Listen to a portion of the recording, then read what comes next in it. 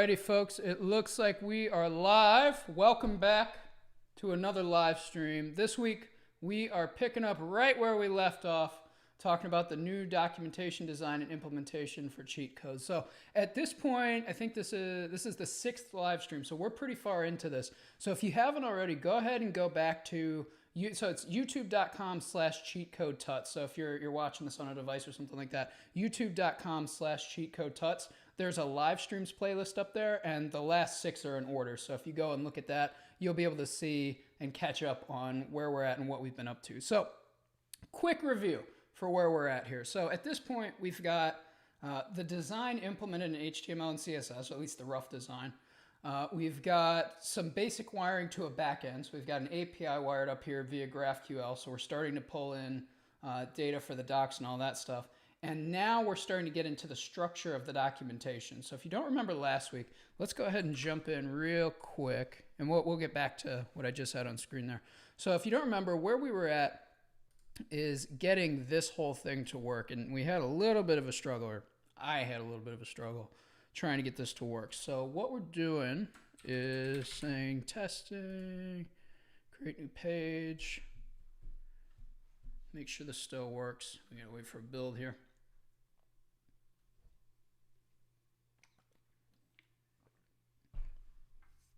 Goodness, that was a long build. Okay, so hopefully in production that's a lot faster. So what we're doing is we're saying, okay, in that modal, go ahead and create a new page for the documentation. And remember, we've got 2 types of pages, and that's what we're gonna work through in part tonight. So we've got standalone pages that sit potentially at the top of the navigation, and then we have pages that belong to sections, which are like little subtitles. So if and I'm surprised I haven't done this yet. Let's pull up our docs. There we go. I was hoping that was in there. Oh, I'm not running it. Where is it? Oh, that's right. I changed the port. I was working on the CheatCode site, which I run on port 5000, and it was freaking out on me. There we go. Okay, so we've got our standalone pages up here at the top, and then we have these sections. So we have a section called components, and then underneath that section we have multiple pieces of documentation. So what we're going to do, or what we're trying to do, is make it so that back here, actually we gotta correct that link. I remember that from last time. Let's just hit the back button. So what we want to do from this page is say, okay, be able to create a brand new page that could be standalone or assigned to a section. We don't know, and we don't technically care yet. All we want to do is create a new draft page that we can add. And then, and this is what we haven't done yet, what we want to do is add it so that when we create the page, it's added to the top of this list automatically. So it's not assigned to a section. It's just saying, put it at the front of the line so that way you can reshuffle it or reorder it. So what we're going to do is add the page like we just saw. So we go in here, we type in a title. That redirects us to the page editor where we actually control the content for the page. But then what we're going to do is say, okay, back here, so if we come back here after we finished writing the page or after we just created it, what we're going to do is say, okay, well, we want to add that to the top of the list so that we can sort it. And then when we sort it, try and figure out, okay, are we assigning this to a section or are we just assigning this to the top level and then updating the database to make sure that it reflects it? So if we reload this page, or more importantly, if we reload our documentation, that page that we created shows up in the right place. And the reason I say it that way is interesting. So the thing that I realized, goodness, it had to be like 3/4 of the way through our last stream, was, oh, well, because remember, I was trying to do like this really complex nested, I don't know if it'll show up. Yeah, I had like docs tester. I was trying to basically mimic the CMS to behave exactly like the site will. So if we're on a top level page, we have something like this, and I hope this still works. It's in the memory. Yeah, so in the actual docs site, what we're doing is we're saying, okay, we've got project, section, page, and if we're on a top level page like we were just on, so if we go back to introduction, then we just have that. I was trying to mimic that inside of the CMS, but I realized like, well, wait a minute, I don't care about that because all I want to do is say create a page, and then this UI is managing that structure for me. So it's a little bit different in that I don't need to have the structure up in my URL because I don't care. It's right in front of me with this GUI. The difference between this and this is that they don't have that structure, meaning the users who are going to be reading this. And so I realized, okay, well, we can do a little bit of a shortcut and just dump from creating a page straight into the page editor, save ourselves a lot of headaches. So what we want to do now is resolve the next step in that chain of events, which is saying, okay, well, once you've created a page, you have to organize that page. So that's one of the things that I want to talk through tonight. So something I did, because I realized like these streams were getting a little, because I would do these, and technically I'm doing this at the end of a work day today, but I drank a bunch of coffee today, so I got a lot of energy. But I was realizing like, man, this is disorganized. I'm always just like pulling what we're going to do out of thin air. So what I did before we started tonight was came up with a list of to-dos. So this is an app that I've been using fairly recently called Linear, which is just like a issue tracker to-do list type of app. And I've organized some stuff in here. And what I wanted to do, so I've got add ability to create a new documentation section. So that would be wiring this modal up, because I don't think we've done that yet. And that, to be clear, is creating one of these sections. So these are pages. This is a section. So we want to create pages and sections. So I've got that on the list. Edit the title of the documentation section. So up here, if we click on this, yeah, and we have to convert this modal to detect whether we're editing a piece of editing a documentation section or adding a new one. And then what else did I have on here? I had, yeah, wire up, drag and drop ordering and persistence of adding to a section. So that's basically making sure that when we reorder everything, the navigation is going to stay in the correct order. And then we probably won't get to these two tonight, but maybe we'll get lucky, because we're starting to get to that point where we've got a lot of boilerplate code and we don't have to, really fuss with a bunch of stuff. So what I think we're going to do is dig into this section stuff, and then we'll kind of color in around it and see where we get. But I think that's a good way to do this, so that way we're not getting too far off base from our goal of getting this wired up. So I'm going to clear that. What do we got here? We got CMS, API docs, CMS. And if you haven't been watching these yet, or this is the first one you're watching, basically what I say every time we start is there's going to be anywhere from a few seconds to a few minutes of me just kind of mumbling and saying like, okay, where were we at? What were we doing? What's a good starting point? And then digging in. So I always say that's a really good thing for you to do or to adapt, is to not worry about having to jump straight back into a project, but saying like, okay, let me give myself a little bit of wiggle room here to get I call it getting the hamster moving. So get the hamster on the wheel going and figure out where you need to be and then dive in. Now, hopefully this goes a little quicker than we have been tonight, because we're starting to get some structure to this. So let me get oriented here. So we've got, I don't think I closed any of this out from the last session we did. No. So we've got documentation. So this file that I've got open is this page, the entire thing. And then we've got our modals. So the page modal is the thing that we invested most of our time in last week.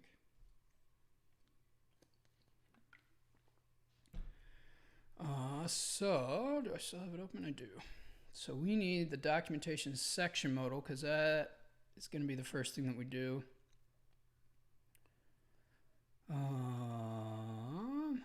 And I guess that's it for now. Just those. So let's close all this other stuff. And then whatever we need, we'll bring it back up. All right, so make sure you guys can see all this stuff. Yep. Got that. You can see the browser okay. Yes, you can. Okay. Documentation section modal. So what we did, I think it was 2 or 3 streams ago now, is we started to set up our databases, or our database on the server with multiple collections. So remember that we've got documentation. So that's the actual project. So our example has been Next.js boilerplate. So the documentation for the Next.js boilerplate. We've got documentation pages, which are individual pages that may or may not belong to a section. And then we've got sections, which are potential sections inside of a documentation project, if you want to use a terminology that way. So what I want to do is wire up the back end first to make sure this works smoothly. And we can pretty much steal, at least I think we can, yeah. So we're going to steal this mutations file from documentation pages because the behavior is roughly the same here. The only thing that's really changing is the data. So I'm going to take this, and this, yeah, we did this last time.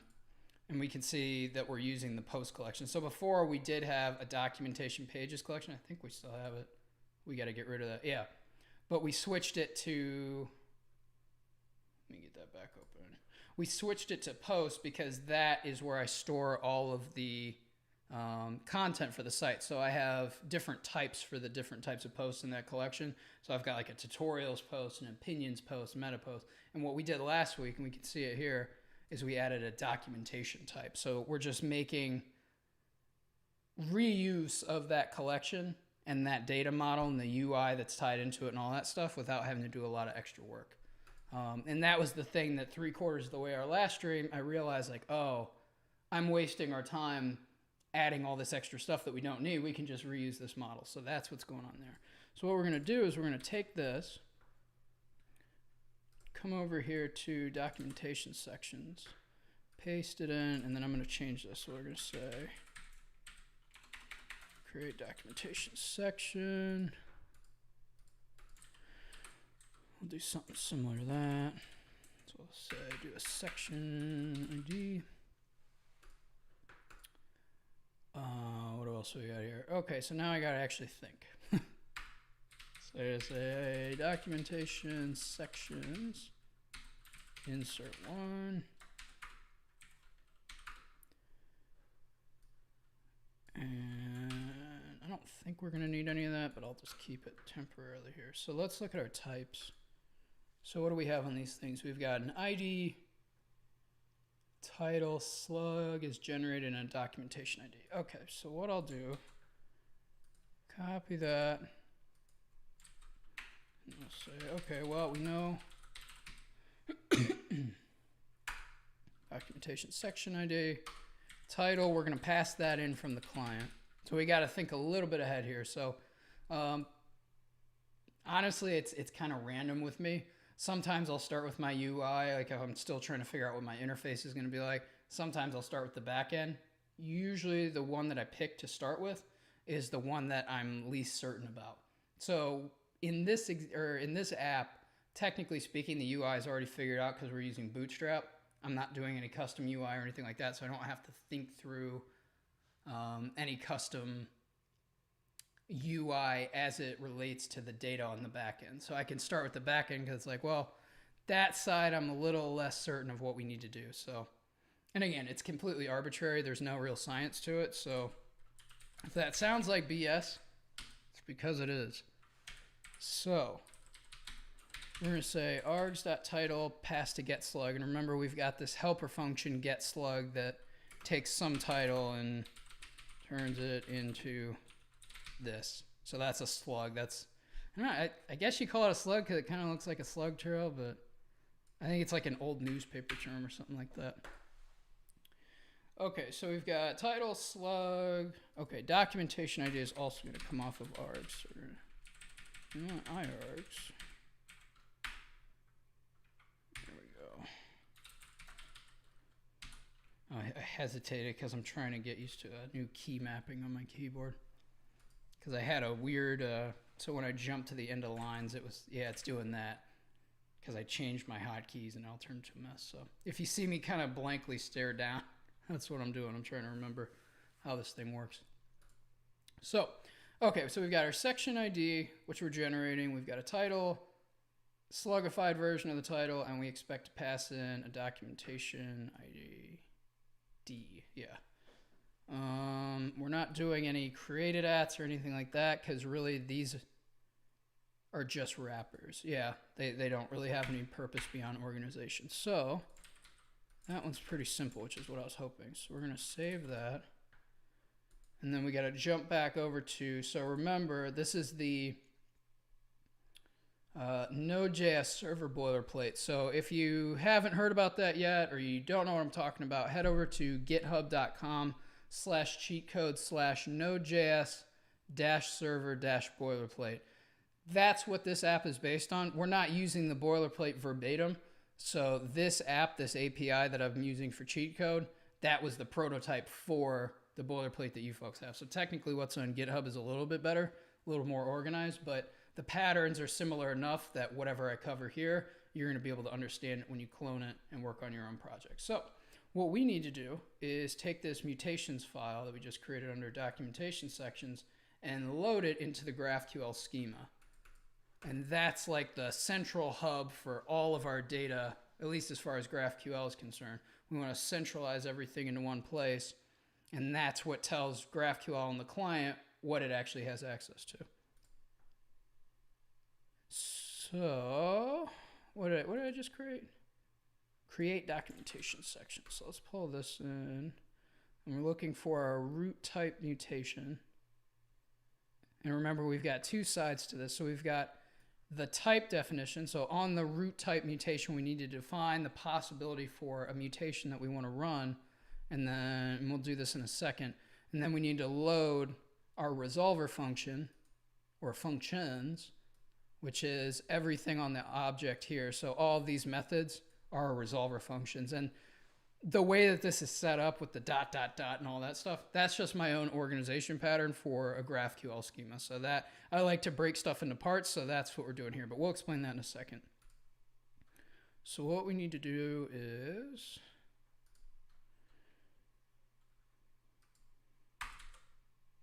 all right, alphabetical.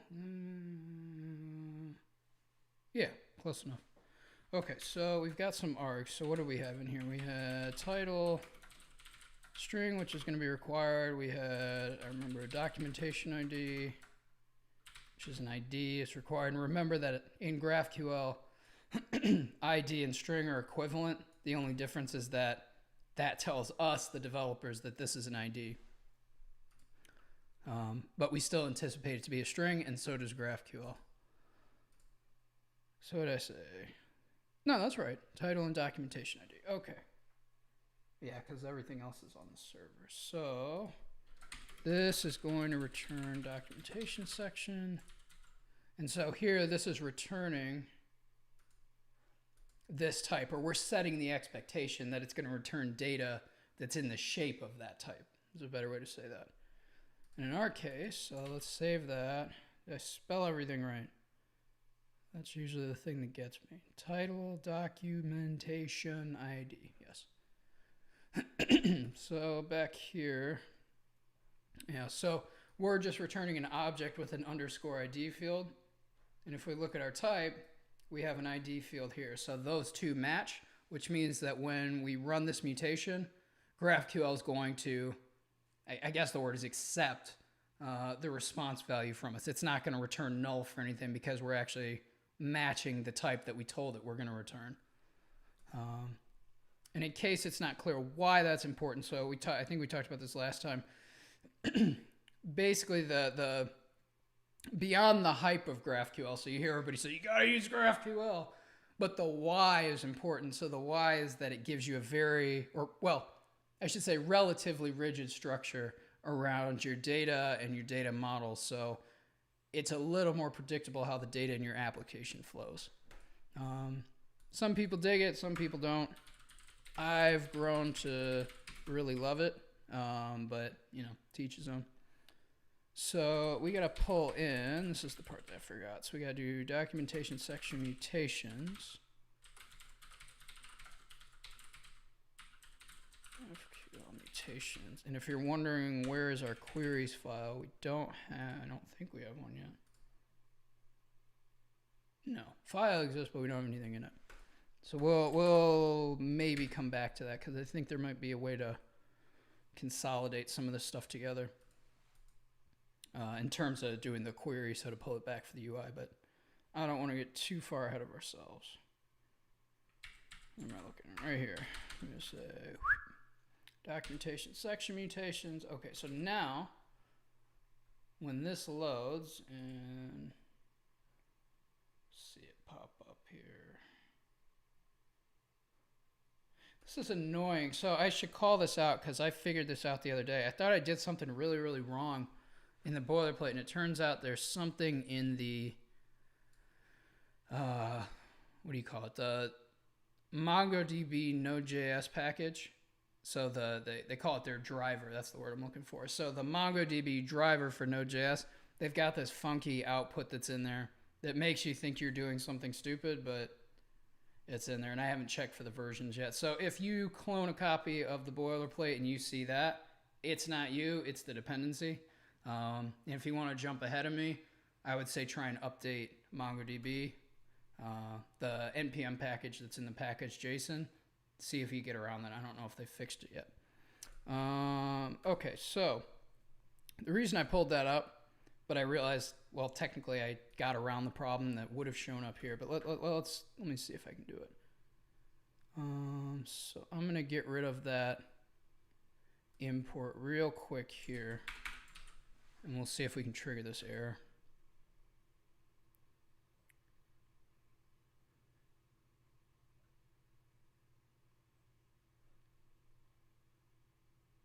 No, really?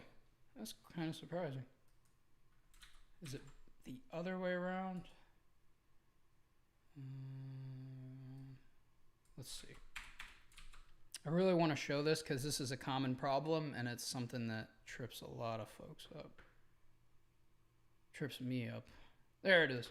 Okay, so what I just did is I got rid of the definition for the mutation field create documentation section here under the root mutation type, but I kept the resolver. So when GraphQL has that happen, what it does is it says mutation create documentation section is defined in resolvers, which is down here. So resolvers, this is our mutation resolvers. So it's defined in resolvers, but it's not in the schema. So when it says that, it means the root type mutation up here is the schema that it's talking about. So wanted you to see that because that'll get you if you've never seen it before.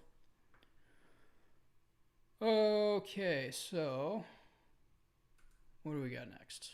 All right, so we've got that wired up. That should basically do it for the back end because for this part, it's not too crazy. So let's go back to the CMS. And in the documentation section modal, I vaguely remember us going through and renaming all this stuff. I think we did it at the same time we did the page modal because we copied this from the courses part of the CMS. So I'm hoping that that's the case. Looks to be.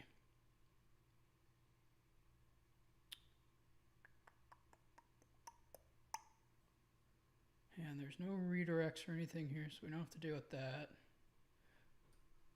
We only care about that. Okay, so let me update our list here.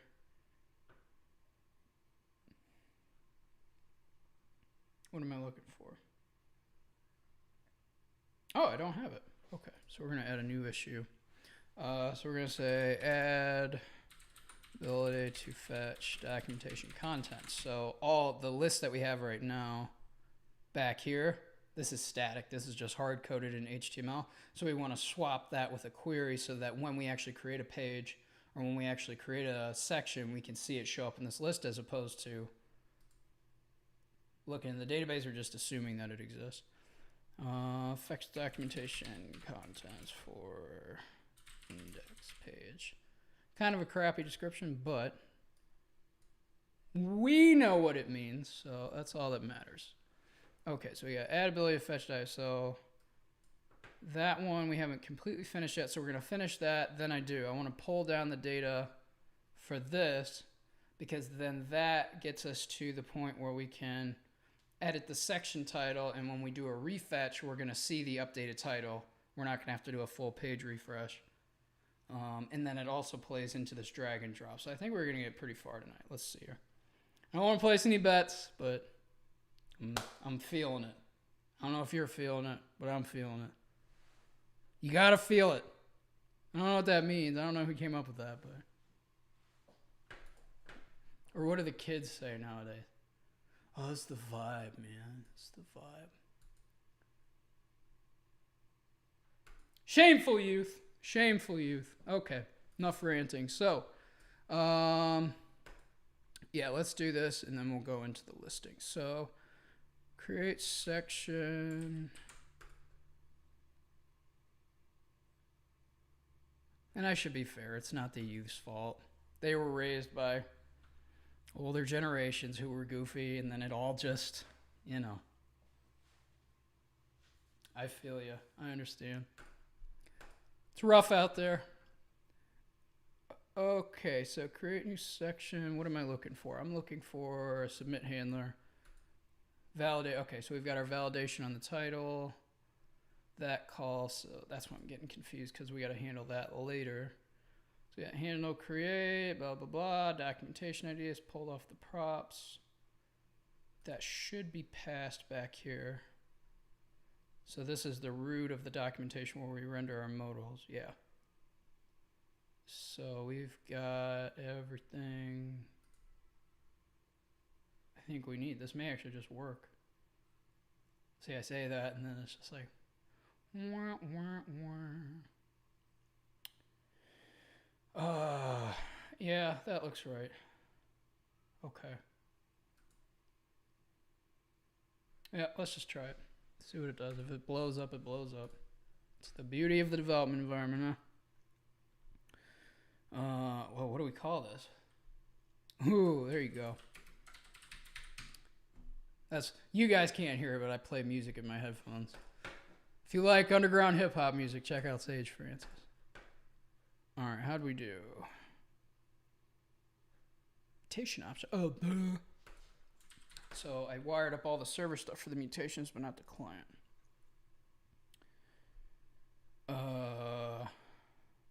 Mutation. Yep, we don't have it. Oh, we're pulling for court. We made the same mistake last week. Documentation sections. So this is the client side portion. So we got title, that's a string that's required. We got documentation ID.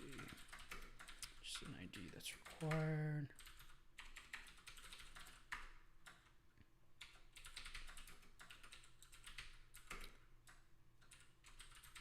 It always gets me.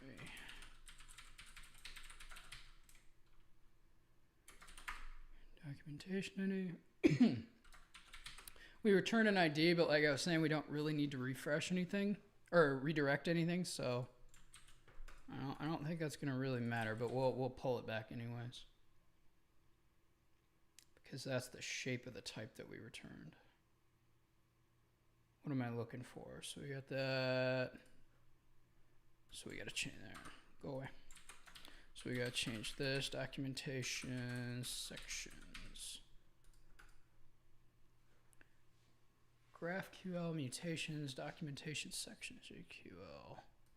That doesn't exist yet, so I'm gonna copy it and just delete it. Okay, now the robot should be happy.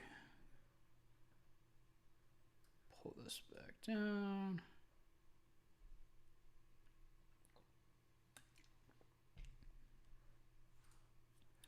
All right. Documentation. Oh, I know what that is. What's yapping about this? I saw it. There's little things like that that I'll see and then forget that I see them until I see the error message and I'm like, oh, right. You forgot that, doofus. Yep. Where are we going? We're on 1. So again, just real quick. Technically, we could do that, .. and Node.js is going to resolve for index automatically. But to be clear, because it's just the .. I'm going to include the keyword index in there. And if you want to send me a pipe bomb because I did that, sign up for the CheatCode newsletter at cheatcode.co/newsletter. And my mailing address is at the bottom of those emails. So Send me a nice little care package like Ted Kaczynski and blow my hand off because I added indexed. That's crazy. Imagine. I was reminded of, I forget what I was listening to this morning, but is it John Hinckley Jr.? The guy back, I think it was like the 70s or 80s, who shot Ronald Reagan because he was trying to impress a 12-year-old Jodie Foster. I was like, holy crap, that's crazy. That's about on the same level. It's like, because I put an index, you're going to send me a Ted Kaczynski pipe bomb. I would give you some credit because I'd be like, well, that's dedication. All right. Enough dark humor. This is a happy place. So that should be fixed. It should shut up when we do this.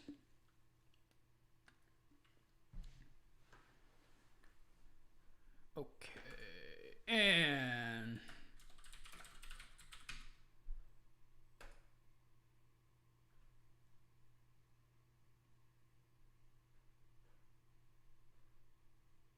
well, no sentence stand there like a mime.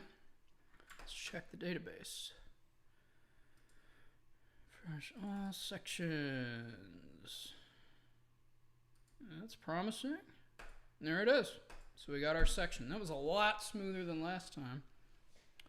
Okay, so you got the ability to create a section. Actually, I do want to jump back here real quick. So, oh yeah, that always feels good just to go. Done. Until you run into a bug and then your ego just gets smashed. And you're like, well, hopefully that one just works because it's simple enough. All right. So, add ability to fetch documentation contents for index page. I'm going to close all this. We should get in the habit of doing that as we finish stuff. Just so it's a little easier to reason about all this stuff. So we're not going into modules. Say docs, documentation, index. Yes. And let's double click that so it stays open. Okay, so now what we want to do is wire up the query for this page to actually work. And it looks like we already spec'd it out to some degree. So if you're just starting to learn React and GraphQL and all this stuff, and you've worked with Apollo and all these gadgets and gadgets, typically you're going to get examples that are built with stateless components or function components. That's the word I'm looking for. So in this case, this is just my preference. I'm using a class-based component here. The end result is more or less the same. The difference in terms of what we're getting ready to do is if you're using a functional component, you're going to use a hook more likely than not to run your query. So Apollo client, which I gotta remember how this is organized. Yeah. So Apollo client exports, and this is actually from, there it is. That's what I'm looking for. So that package at Apollo/client exports a hook called use query and use mutation. So if we were in a functional component, that's what you would see. We're going to do it a little bit differently. So what I'm doing is just importing my GraphQL client instance directly into the class, and then we're just going to call all of this stuff inside of, technically we'll say component will mount, and then we'll also do it whenever we do a refetch.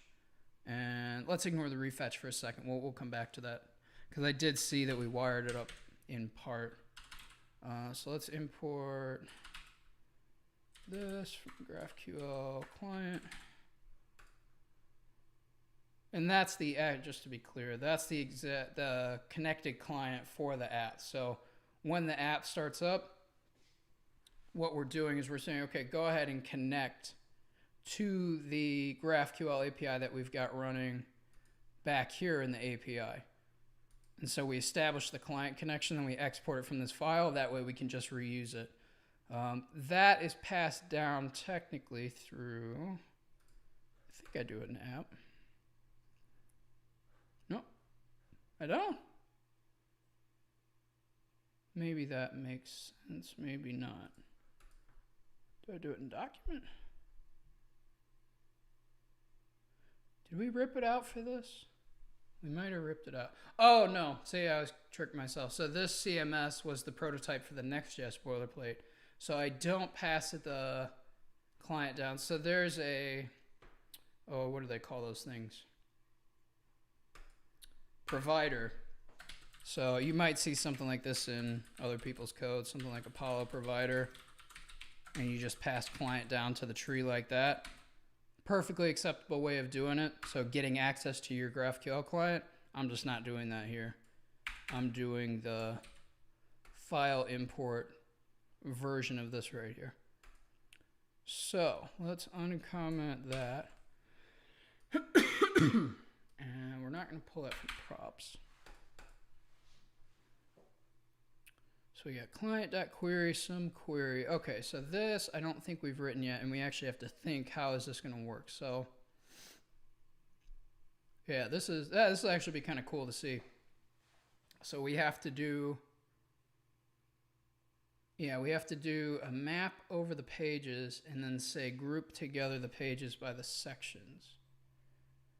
And I might be able to show you folks a way to do this a little more efficiently, and then we'll use the client to do our mapping and connect all the dots. Yeah, okay.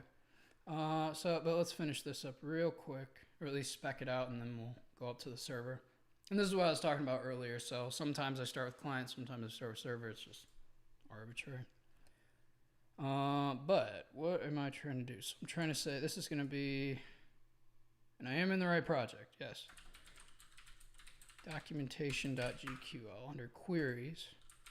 I'm going to say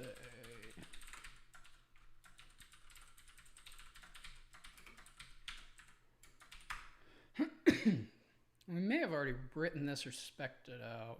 Yeah, I'm not gonna confuse this. Gotta be patient. Gotta be patient. All right, so we're gonna say documentation ID. Documentation ID. Now this is the tricky part. So am I gonna do that? Yes, tentatively, just so we have something here. So I'm gonna say let's return pages, and I'm even skeptical of my own decision making here. So what do we have? Excuse me, barking. Title updated at created. That's what you're thinking about. So we're going to get all of the pages, and we need to make sure we're clear here. So we're also going to want, if we're going to do it the way that I'm thinking about doing, which I'm realizing now is kind of stupid.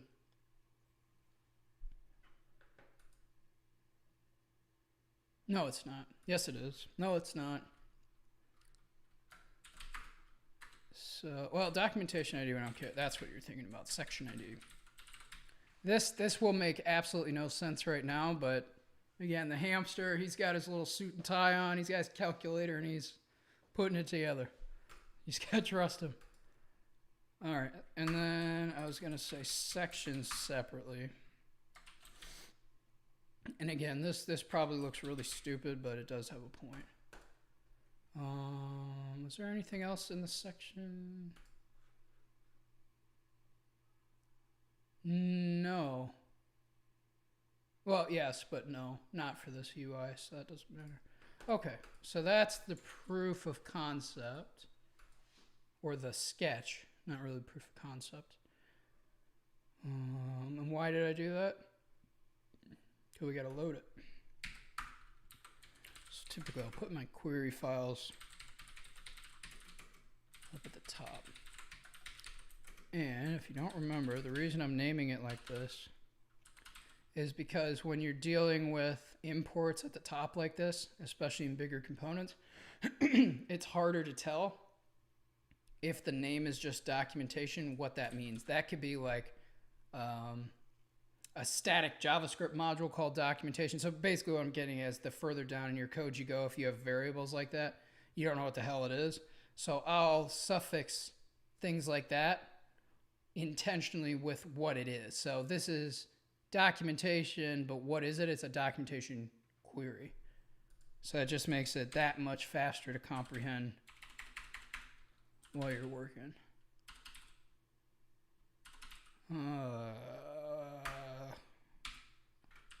What are we saying here? Queries.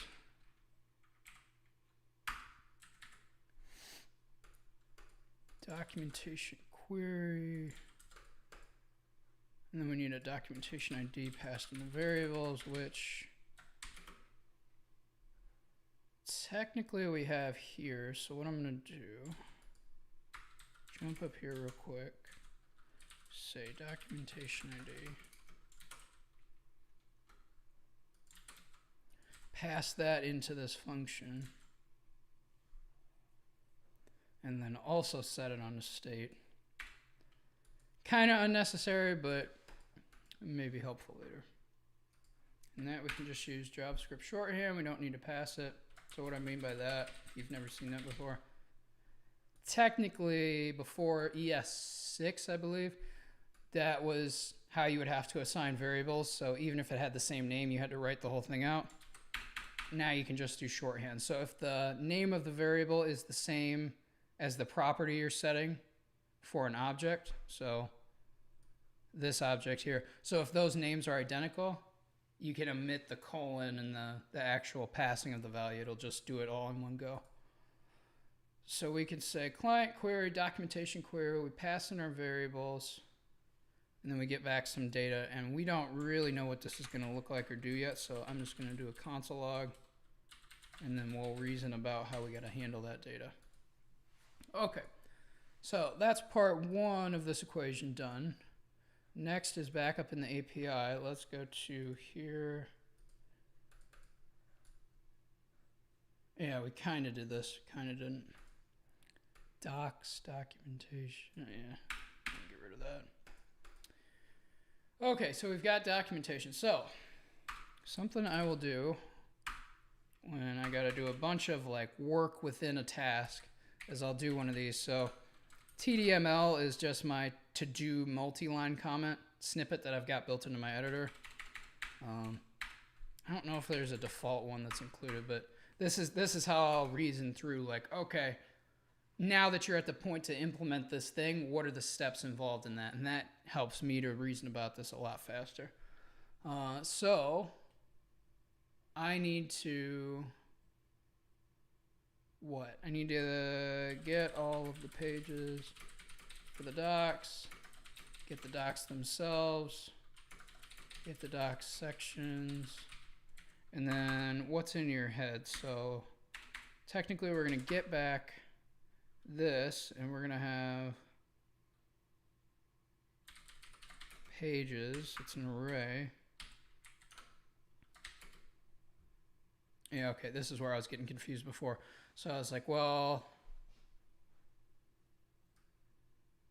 or do we want to call it, so let's see this as well. So basically have navigation, and you have, and this is just made up, this isn't legitimate yet. Just trying to decide what is the return value going to look like.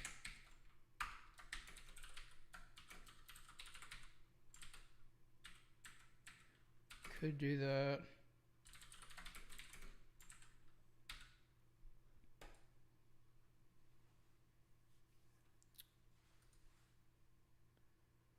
Yeah, that's pretty complex actually. Okay, but we could say documentation like that. That would just be the documentation itself. You're probably looking at me like, what the hell is he talking about?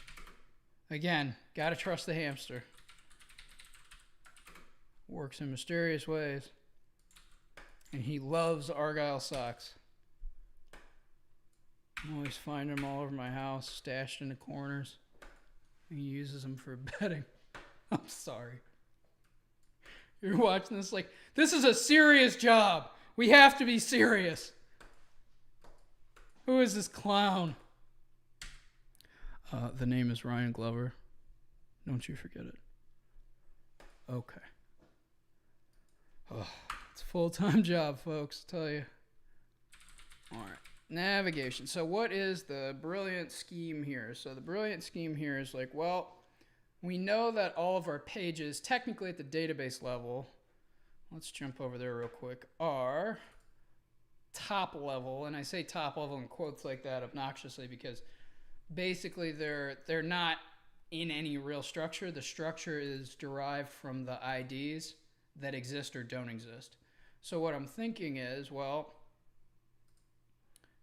these are all going to have an order eventually, and they're all going to have either a documentation section ID or not a section ID. So in theory, what we can do is this. I'm going to do this up here instinctively. So I'm going to say await documentation pages.find.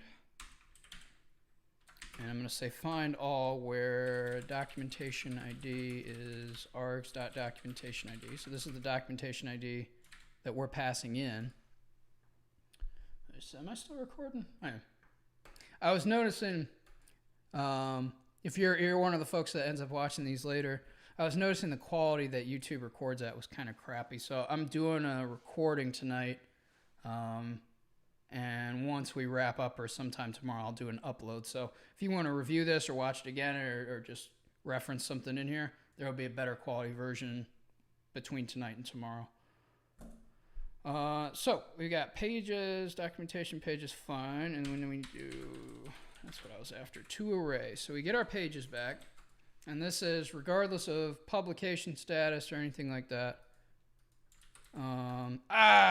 Son of a bee sting. Why am I upset? I'm upset because... No, I'm not upset. Okay. I was like, oh crap, we didn't update the pages, or the posts, but we did that last week. So that's correct. So again, when we create documentation pages, we're piggybacking on this post schema intentionally so we can get all the features of the post editor for free without having to rewrite all this stuff. So this isn't going to be documentation pages. This is going to be posts. Not that. I swear, this thing has some of the weirdest. What is performance observer? I don't know. Posts is what we're after. So we're going to say pull back all the posts for this documentation ID.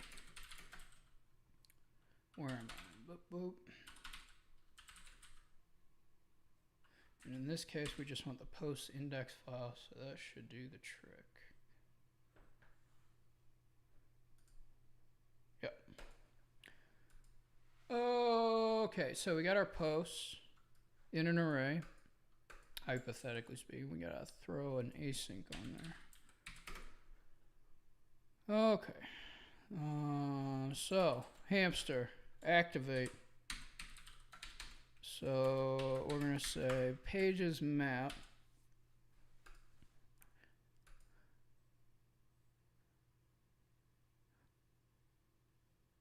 What's your point though? What do you want? I want this, but not that. But I do want that.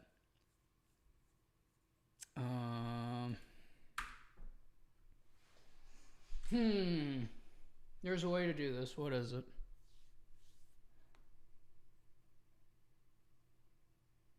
Because you're basically saying like, well,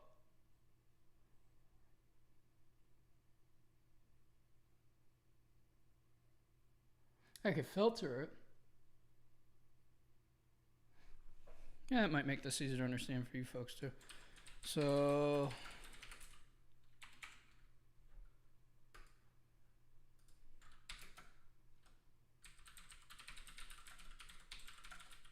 I remember how to do that query.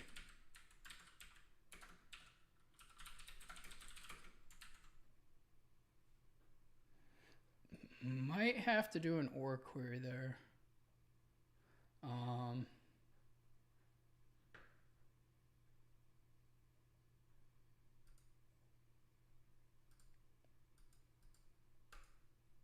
That's what I'm looking for.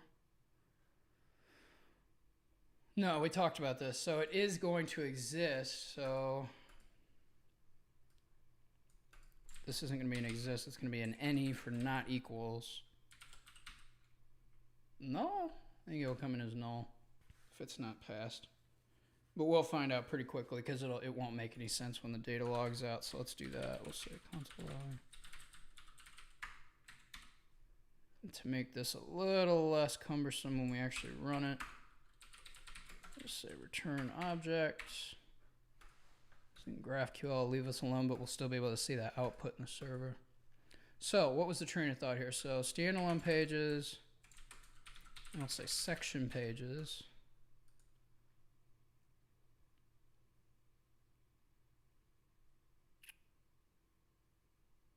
Well, it's not. It exists. That's a documentation question.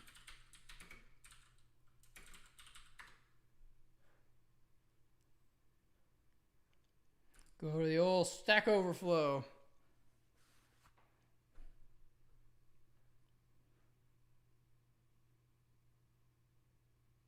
Oh, okay, it's a twofer. So you got to say exists true and it does not equal null. You can combine. Hot damn, you can combine them. Cool. Say exists true. So to clarify on that. Well, go back. Okay, so what we're trying to say is find us all of the pages that are belonging to a section. So we're not worried about which one they belong to yet. We're just saying do they. So we're trying to separate those from the standalone pages. So what we're saying is in this documentation ID, find me the pages that have a section ID and the value of it is not null. And the reason we have to do that is because documentation section ID on the standalone pages will be set to null automatically. And so we're trying to avoid accidentally scooping those pages up alongside of our section pages. So I think that'll work. And what I'll do is just create a little object here temporarily. Say section pages, save all that jazz. Okay, so now let's make sure that this is loaded in the schema because I do not remember. Schema. Oh, we got documentation queries.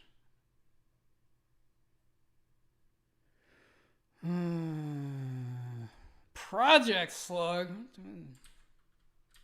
Oh, nah, that's kind of. I remember why we did that because we were starting with like slugs up in the URL, and then I was like, "This is a CMS. We can fudge it."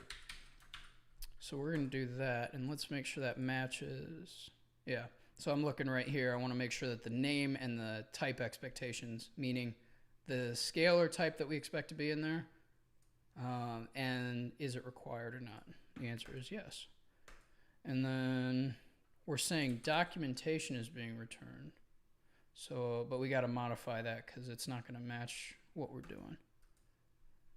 So we've got ID title.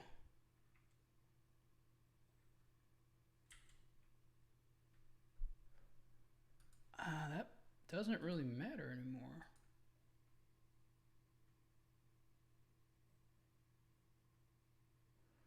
What I have in mind is going to be really messy, so I was going to do this.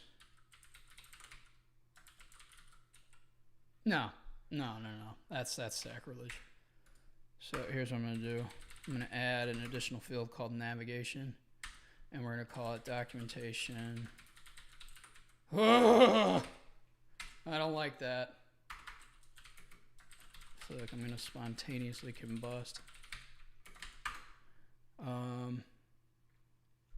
So why did you do that? Yeah, that's a better question. Because you're trying to do this,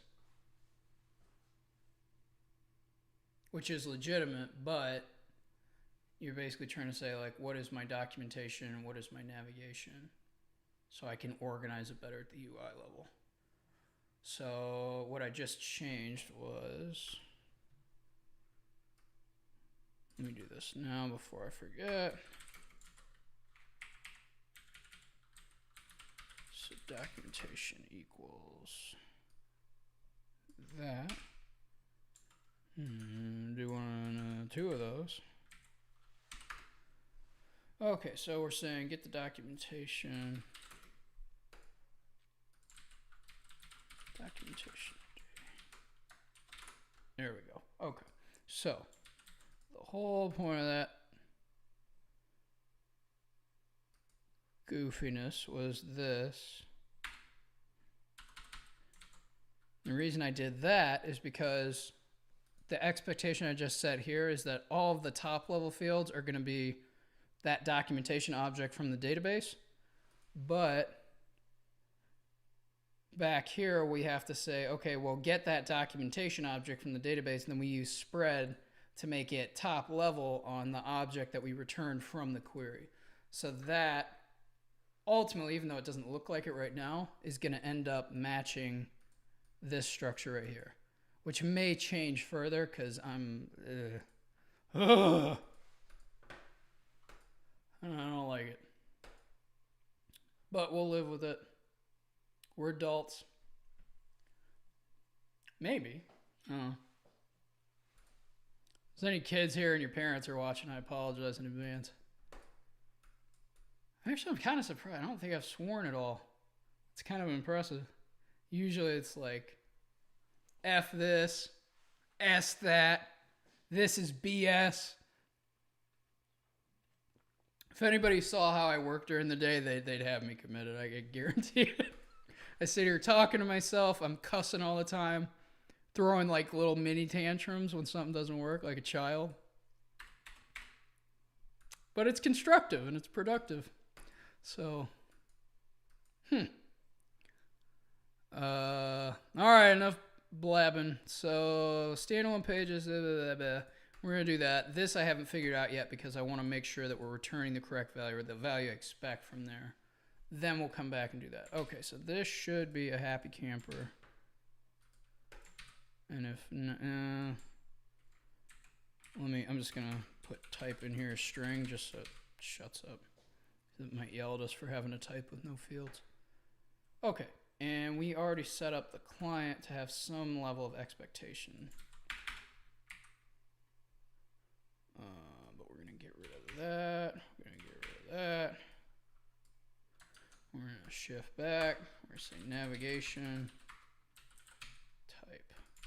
That should play nicely, and if not, we'll get an error in the console and we'll fix it. And this should be running on mount. Yeah. Yeah.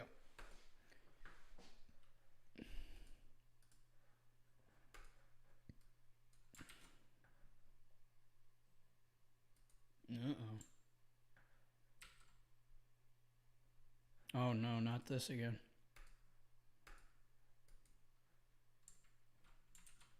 I'm actually surprised. Why did that cause a crash? Uh-oh. I think I just knocked you guys off. There we go. I just wired up a bunch of hotkeys for all my screens. There you go. So I'm actually surprised that this caused the whatchamacallit, Next.js server to crash. Cannot query field documentation section ID. All right, let's restart that. If it crashes again, then it'll probably make a little more sense. I might be doing some SSR there, so that's why it freaked out.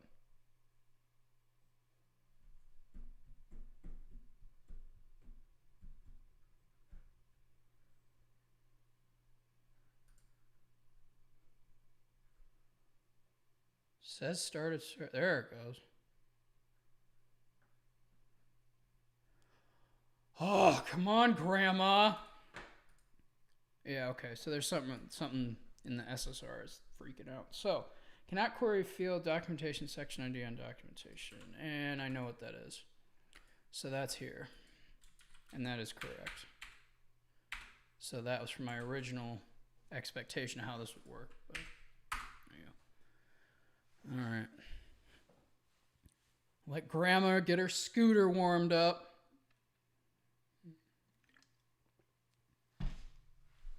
I don't hate old ladies. I actually love old ladies. I swear I'm nice to strange old ladies in public. You gotta be kidding me. Oh, it's another error. Variable documentation ID if required, type ID. Okay, alright. What is the madness about here? This is SSR Fooey. And we don't care about SSR in this case, so I'm gonna do reluctantly this little number. Is it a function or does it just return the value? It's a function. The one in, I believe, the Next.js, but I gotta quit doing that. I keep turning you folks off. You can hear me talking, but I'm moving my thing. All right. What is question ... syntax you're using first time I see? Oh, give me 1 sec. I will explain. Paste that stuff back in. You're talking about this stuff. So this is shorthand. I think it's called optional chaining in the JavaScript specification. Don't quote me on that. So that is just a replacement for having to do this whole thing. So basically it's just saying if router exists, try and see. So if capital R router exists, check and see if lowercase r router exists, check and see if query exists, so on and so forth. So it's literally just a condensing of the and nonsense. Let me know in the chat if that answers your question. I can potentially give a better answer.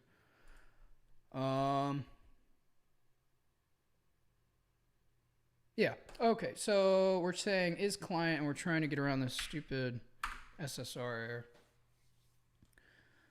And I'm hoping that does it. So it's basically just saying, like, do not run this code unless you're running in the browser. And that's because we don't really care if it runs in the server of the client, because it's just a backend tool. It's not something that's dependent on SEO or anything like that. Though these will be dependent on SEO, so we will have to be more mindful of stuff like that. All right. And survey says you gonna work? Maybe. Whew, there we go. Okay.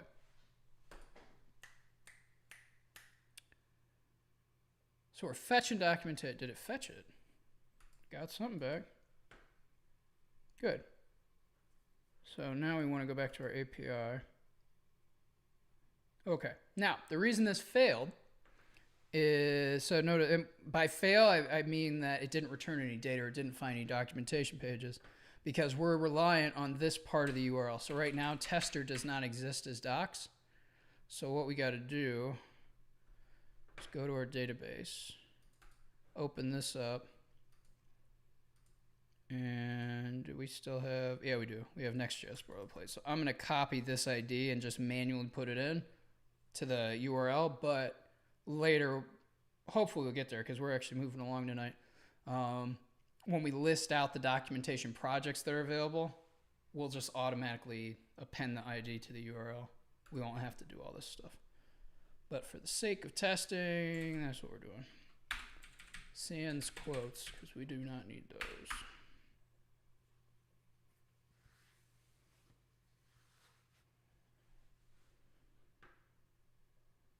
Okay, but no response, really. Why am I I'm skeptical of that. Did I not save something?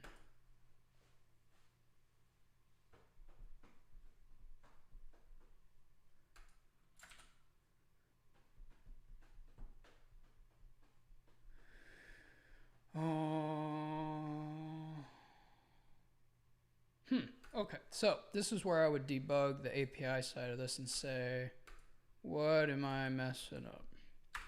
So let's just check. So first thing I always check is my arguments, make sure I'm passing in what I think I'm passing in. Sometimes I misspell something or don't actually give it, so it breaks.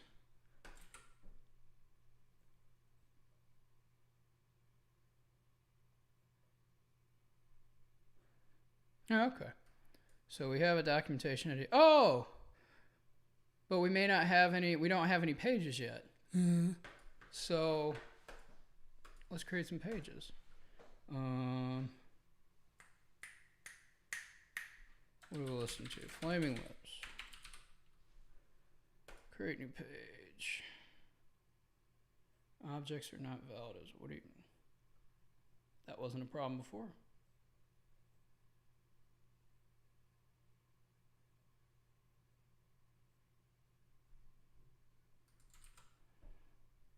Oh, weird. It like went in the background, but.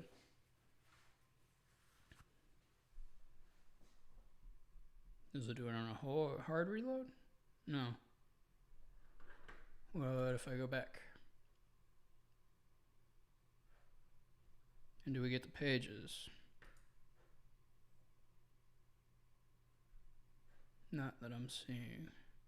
All right, let's check at the database level and make sure I didn't mess something up.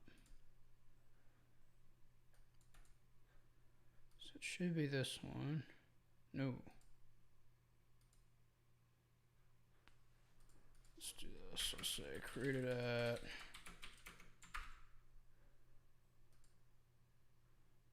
The last page it has is water bottle. Or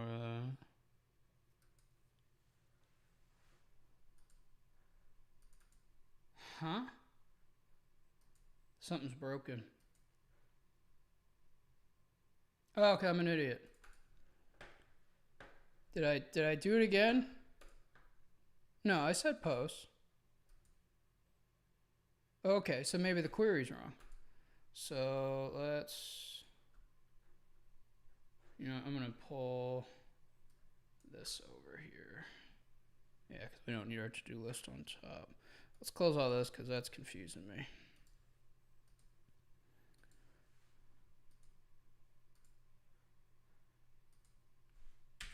Let's sort this, created at -1. So what that's doing is putting the latest stuff on top. Okay, so there's Flaming Lips, type documentation. Documentation ID is correct, and section ID. So what you yapping about?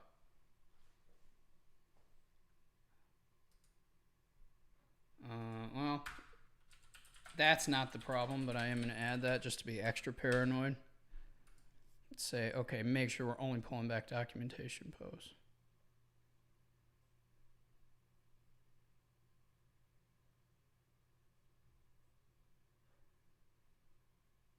Oh, well, I'm an idiot. That's why. Yeah. I'm saying only give me back the post if documentation section ID does not equal null. But that's not what I want.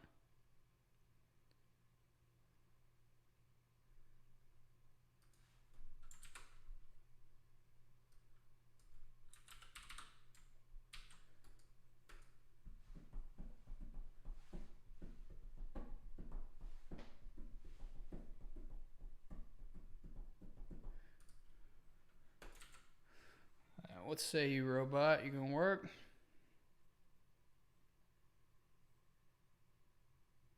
There it is. Okay, yeah, this is a bad query. Oh, we did have one in there. Should work.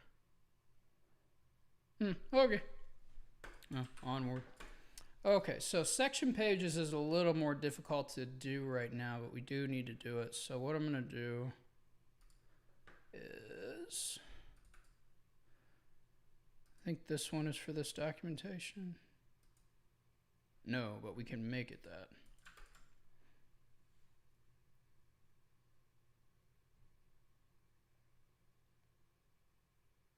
I'm debating. I'm like, well, oh, I did it again. Hey, I quit doing that.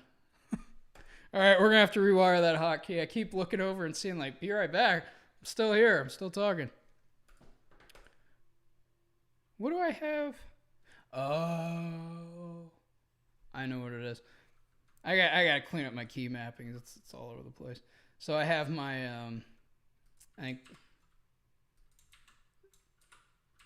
so it doesn't do it here, but if I'm on this screen, how bizarre. Anyways, so what I was debating is do I want to create the section via the GUI? Because we technically wired that up earlier. And then I'll manually set the ID on that one. Or set that ID. Yeah, let's do that.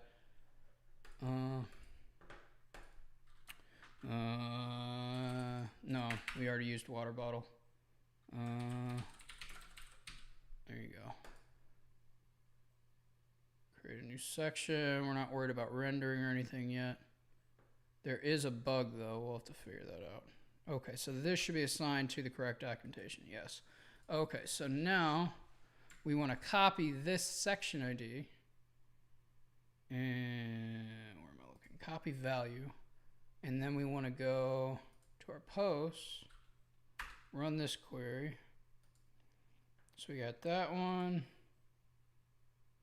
Documentation test. So I'm going to put the Flaming Lips one on that section ID. And then we can start to reason through how this is going to actually run the query, which will kind of work and kind of not, but hopefully by the end of tonight, it's still pretty early, we'll have that making some form of sense at the code level. So all I want to see now is, do we get back standalone pages and section pages correctly, and then we'll worry about the actual structure of all that stuff. So back here, this is, I feel like something's being set on state and trying to render, and it's freaking out. Okay, that's looking good. Nice. Okay. Yeah, okay. So it's when I change my terminal. All right. Hold on a second. Let me see if I can change that while we're live. Can I get rid of that? Yeah, who? I don't have it mapped. What are you yapping about? Hold on a second. So I do that. What, am I hitting another key and I don't realize it? Do I have something mapped to 4? Yes, that's what it is. Okay. All right, so now if I do, because full screen on my code. All right, no more random drops. To be right back. I'm not going away. Don't worry. Still here. Okay, so back in our API. There we go. Okay, so yeah, you can see it. So standalone pages and section pages are coming back separated now, which is what we wanted. So what we got to do is, on our actual return value, so up until now we're just returning an empty object, we got to work with this data. So what I was thinking,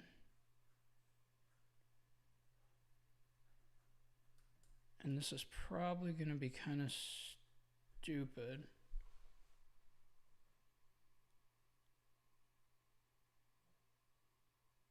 Oh, well, I'm not really thinking here, am I? Yeah, because what you're trying to do, we don't have this, but this will maybe start to make some sense.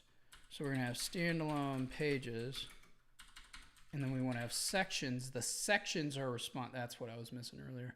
So the sections are responsible for containing potentially child pages. So we want to combine those two together to form the thing. We just have to, I see how to do it. Okay. So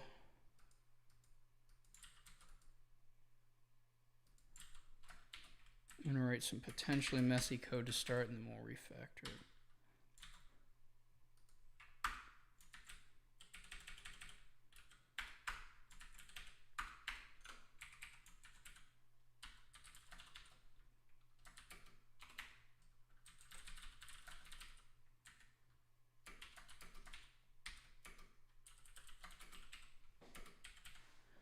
So this is going to be a type of page.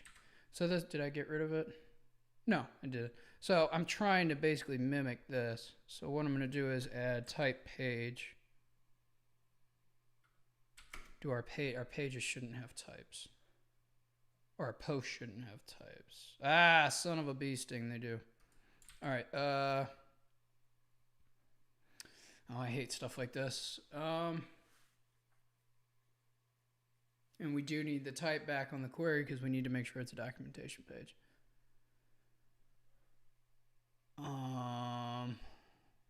Well, we do that. I can live with that. So we'll say standalone, true or false.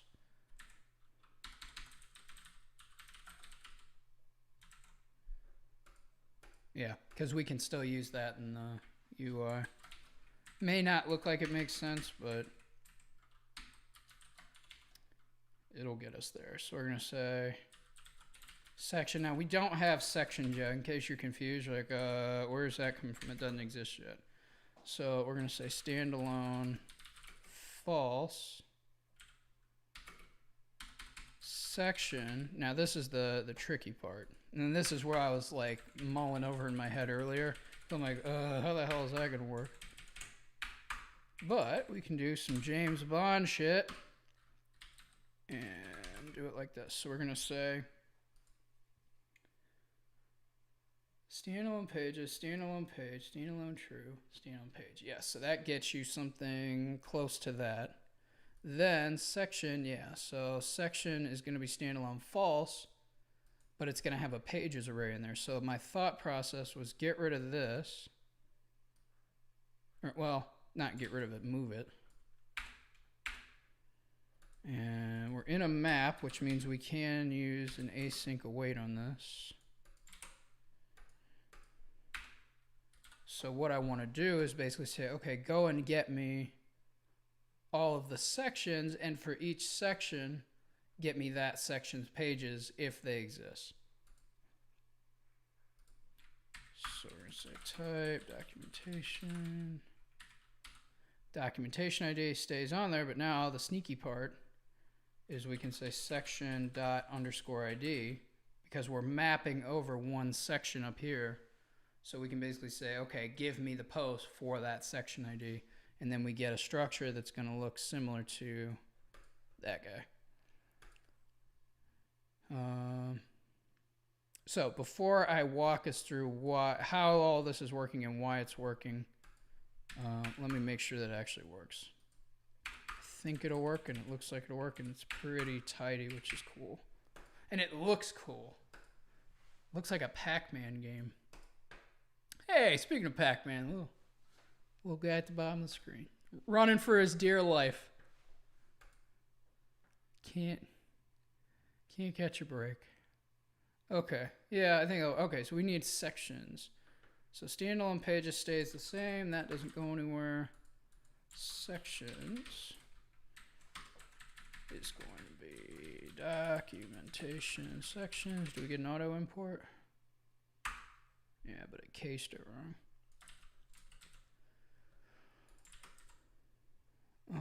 Okay, so we got documentation sections. There's nothing like that.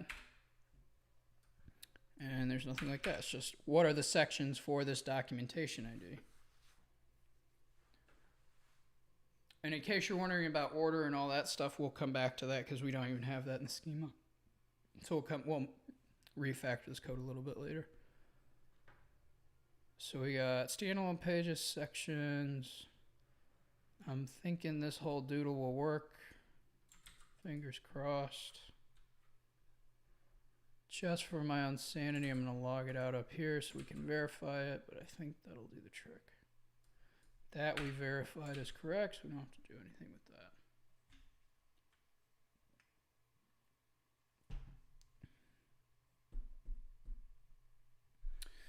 that. Okay. Let's see what we get.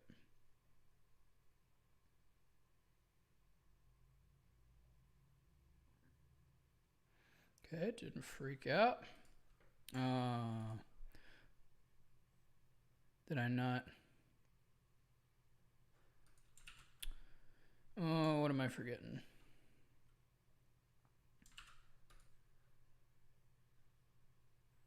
Promise.all.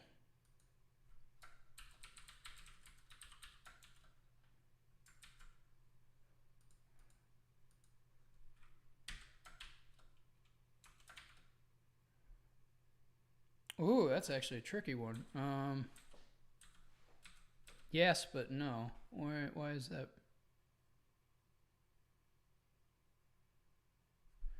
Can I do that up here? Well, I gotta be careful. I always trick myself with that. So the ones that don't have promise don't matter, but this should help that one. And I'll explain what promise.all does in just a sec.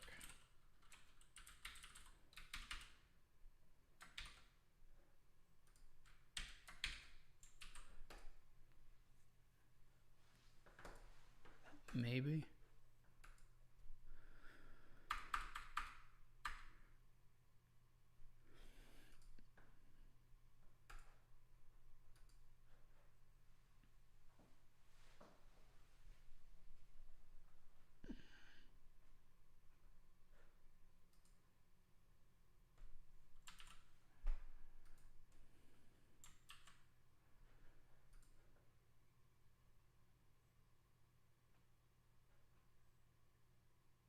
Oh, duh. You gotta await the promise.all because you're basically trying to say, like, well, await until all of these promises resolve, and we have to wait because of this guy right here.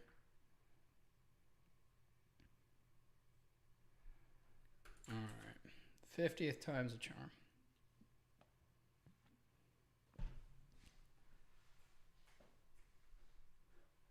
There we go. So we get standalone true, standalone false, test section, Beastie Boys, I think that was our section, pages array. So when I get something like this in my terminal where it says array like that, which is really annoying, what I will do is wrap the console log with a stringify, but I won't just do stringify. You can pass another parameter to stringify. I forget what the null is, but the 2 means space it out in 2s, because normally when you do stringify, it just squishes it all together. That null 2 gives it actual spacing, so it makes it look like the actual object. So it gives it 2 indentation spaces. So let's refresh.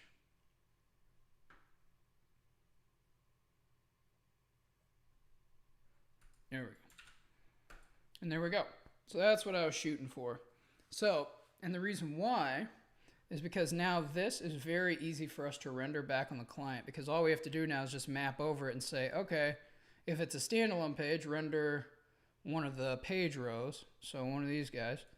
If it's a section, render the section, and then all of the pages are nested underneath it, so it's just the same exact thing. It's just recursively walking down till we get everything rendered. So that should do it, and then the order should play nice with this, because remember, there's going to be kind of a freaky deaky order here. So there's the order of the standalone pages plus the sections, and then within a section there's also the order of those pages in that section. So that we got to play with, but we're just about there. So if we look on the client, did we get that response value?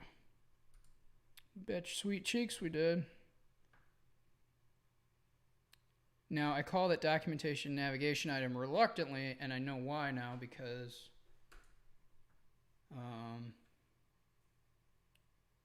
well, no, I don't know why. Son of a bitch.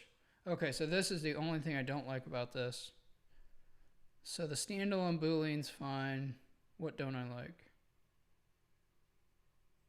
Oh, well, okay. So this goes back to the original sketch or the original type that I wrote out. So what I'm going to do, because documentation, we're only using this here, I'm going to say, let me make sure I do this right. Put those next to each. Actually, let's split that.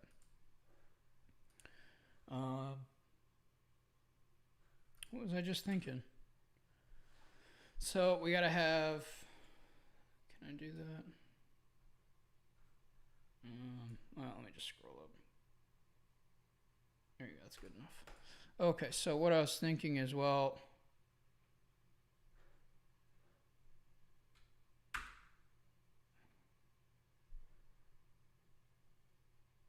hold on, I'm I'm confusing myself. So no, I take that back. That part's correct. The documentation part, this is what I'm messing up. Documentation navigation item. So this, that name is actually fine. I'm not gonna stress about that now. This is gonna have, there you go, standalone Boolean. That's why I was getting confused. Standalone, but this is the part that I wanted to change. So it's either a page in the shape of a document or in the shape of a post. I gotta be careful here. Yeah, in the shape of a post, or and this won't make sense yet, but it will get there. Or it's a section in the shape of a documentation section. So what we're gonna change here is instead of spreading that out, we're gonna say, okay, well, this is a page. So all we're doing is, just so the types play nicely, we're just nesting the thing that we're mapping over in the navigation. We're basically just saying, okay, just nest that under a field that describes what it is. That's it. So it just makes it so we can do this. We can say, okay, if there's a page property, it's going to be in the shape of a post object. If there's a section, it'll be in the shape of a section. That makes it easier for us back here on the client when we do our query to ask for the fields specifically back for the page and the section without it being too messy. So page there, section here. Now we can use shorthand. Now pages on a section. And so this, we're going to go back to the sections type. And we're going to add pages to this in the form of an array of posts, because that's what it is. Look at that beautiful type composition. And you know what would be good is if I actually did this on the return value so I don't confuse the hell out of us. And then wonder why it's not working and get into a fit of rage. Oh, come on, prettier. Kick in. Oh, I got a comma. That should be a little bit better.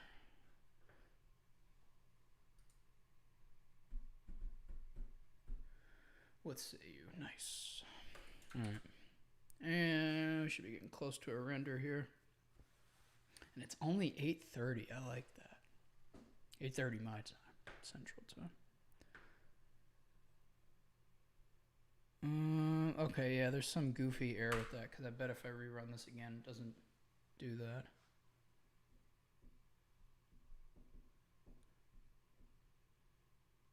Oh, it does do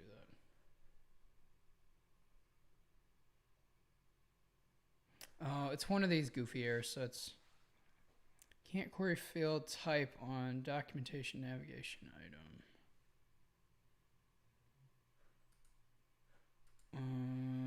What is the...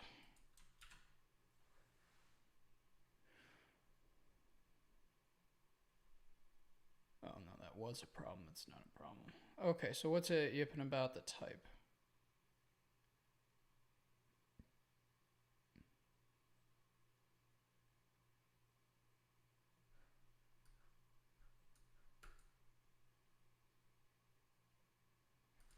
I'm not sure. What are you upset? Well, hold on. Did it log it? No. Oh. This. Okay, I was like, that doesn't make any sense. Okay, so now we gotta be careful here. So ID, title, update, okay, so all that's fine. Navigation is fine, but now we gotta say standalone page. Oh, no colon there. This isn't a JavaScript object. This is a GraphQL query. So what do I need here? I need a page ID, so we can use that for the key. We need a title. And what I think I've got updated it and created it in there.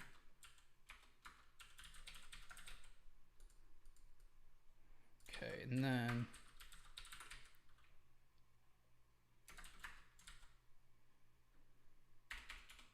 now sections are a little friendlier.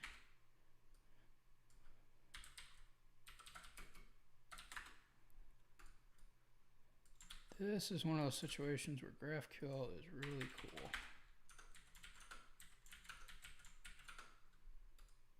Stop putting, that's weird. I never do that.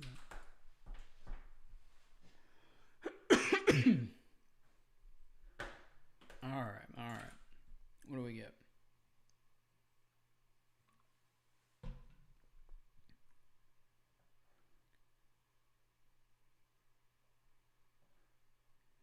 I didn't freak out. What do we get here? There we go. So we get our page. Get a section on this one, but page is null. Yep, page is null. This one should be a section. Cool. All right, now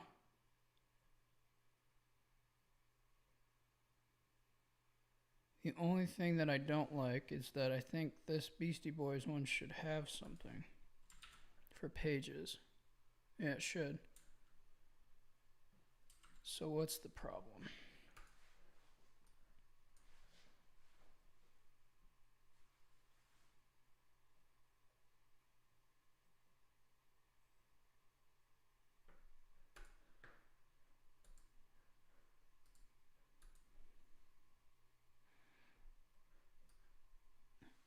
I'm going to comment that log just in case that's the troublemaker. Standalone, section, pages, await post stuff, fine.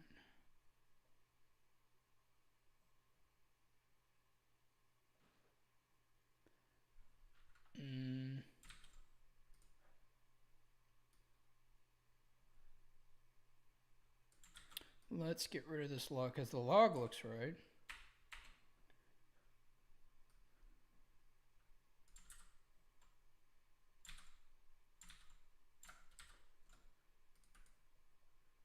There you go. All right, how about now?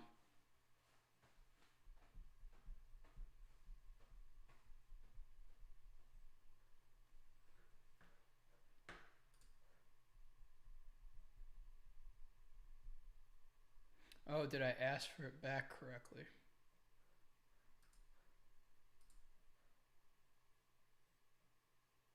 Pages, is it called pages? Yes.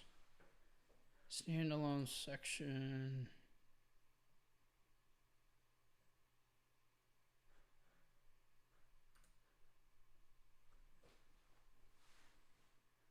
Standalone sec. Oh, because pages isn't nested. Wait, huh? Wait, huh? Oh, okay. Yeah, that makes sense. It's like that. Because it might have pages if it's standalone false. And that was intentional, so that should be okay. Yeah, we know. I don't want to use that. There's too many hotkeys. All these hotkeys. Alright, something else break.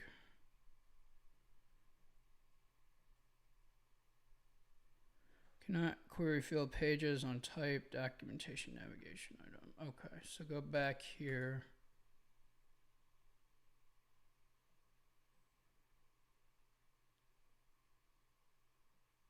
Okay, and that's correct. So I made a mistake earlier. This is incorrect.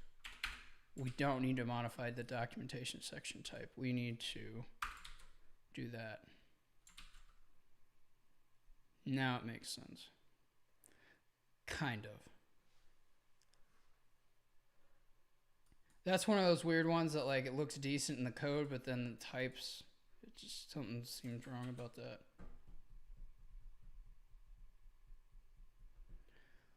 How about now? Good. All right. So there it is. Cool. Okay. So now, hopefully this is making sense. This is going to start mapping really nicely to this UI. So we can start to render this in the UI. So we'll be able to see all this stuff show up here. Then we get into the trickier part, which is the drag and drop sorting, which may or may not be difficult. But we should try it. That was a good little dupe. I like it. Okay. So, let's go back to CMS. Back here. Okay, so now this is just a question of what do we want to do with this data. So, gut instinct tells me to put it on state because you're going to have to modify that state in relation to the drag and drop. That'll make it easy to do your database hits after you make a change. At least that's what I'm going to tell myself. So, and what is it coming back as? Data.documentation. So we want to say, let's just do documentation. And we don't need that because that's how I used to do it. But now that we have this nice little thing, just do documentation like that. Pop one of those guys on there, forget measure. So now we've got documentation on state. And we should have documentation.navigation. Yeah, okay. And we do want the full documentation because we're going to have to render stuff like that title. So we're going to say, I think I can get away with this. Kind of messy, but it'll prevent some headaches. So if I replace this and we still see Next.js boilerplate when this renders, it's working.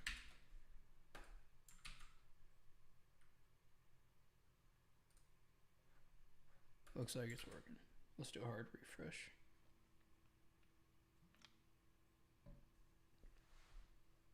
Nice. Okay, so that means that our navigation should play pretty nicely too. I don't know what that's about. We'll ignore that. The thing we care about is right here. Yeah. This will be a fun one to walk through. So we're going to say documentation.navigation. So that's our array of all those objects we came up with, all this jazz. So now we need to render that out, but we got to do it conditionally. So I'm going to kick that into a function body. And we need to know, so I'm going to do this instinctively, but we'll change it.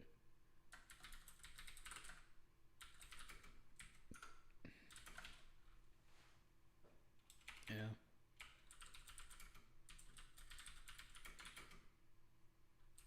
So I'm going to split this off into functions just so our main render function stays clean. So I'm going to say if it's standalone, so standalone true.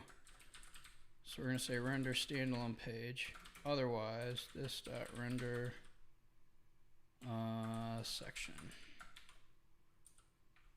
Actually, I take it back. We're not going to change that. We're just going to say rest of navigation.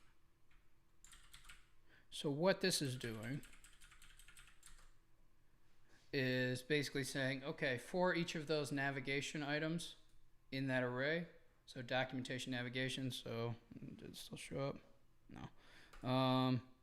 So each of these, so these objects with standalone section, pages, or standalone page on it, what we're going to do is say, okay, pluck off standalone. So we're using, this is called destructuring in JavaScript. So we're saying pluck off the standalone property, right, as a variable so that we can reference it. And that's what we're doing here. We're referencing it by saying, okay, is standalone true or false?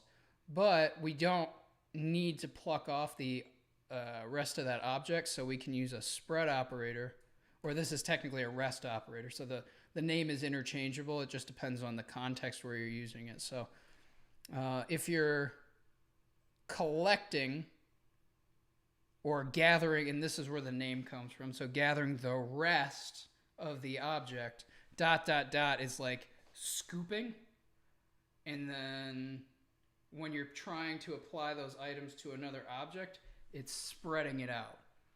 So it's either like scooping up the rest of it or spreading out onto a new object.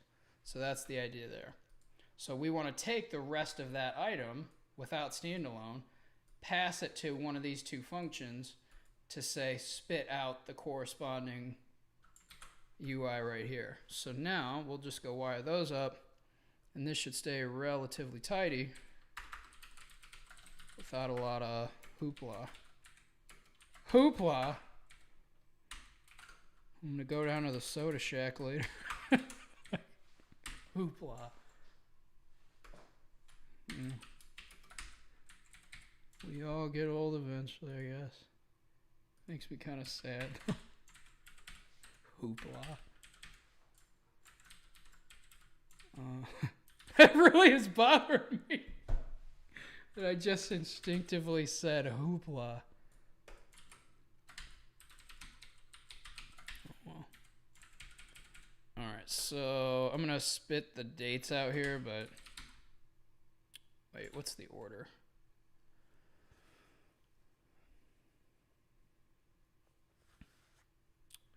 The nested one has it. Updated at, then created at. Because we care technically more about what's updated first. Or when this has been updated first. And that is going to look goofy, so in case you're wondering, like, why would I just log out a timestamp? Patience. We will get there. And I'll show you a neat little helper that is included in the boilerplate to help with that. Okay, so that's our standalone page. Now we need a section. So we're going to call that section instead. Then we got to get our markup for the section, which is this turkey. This a biggin'. Oh yeah, we got to be real careful. Yeah, this is exactly why I wanted to do this, because it's so friggin' big. So what I'm going to do in VS Code, if you highlight the opening tag, opening of a tag, it highlights the end of it so you can see it. It's very subtle. I don't know if you can see. Let me go back. So if I highlight that, so it highlights it here. It draws like faint little boxes around there, but it also, right here, I don't know if you can see it on your screen, but very faintly here on line, what is that, 202? There's like a little box that I can see that tells me, okay, that is what I'm looking for. And then I just copy that, so we'll have to delete that when we go up there. It's okay. We all make mistakes, even the hamster. That's kind of a cool nickname, sort of. No, it's not. No, that's like the dude who like doesn't shower in high school or something. It's like, oh man, it's the hamster. Watch out, guys. Here comes the hamster. Nah. Change plans. I'm not calling myself the hamster. Man, this is, I'm gonna have to go back and watch this. There's some great little